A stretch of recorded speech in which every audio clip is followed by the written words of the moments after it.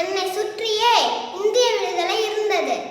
அதுபோலதான் தீண்டாமை சமூக சமத்துவத்துக்கான என் குரலும் இருந்தது. ஆனால் தீண்டாமை ஒழிய வேண்டுமானால் இந்து மதம் ஒழிய வேண்டும் என்பது அம்பேத்கர், பெரியார் ஆகியோரின் கருத்து.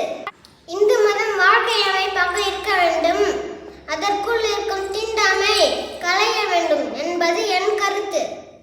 இன்றைய சூழலில் காந்தி ஜெயந்தியை ஒரு விடுமுறை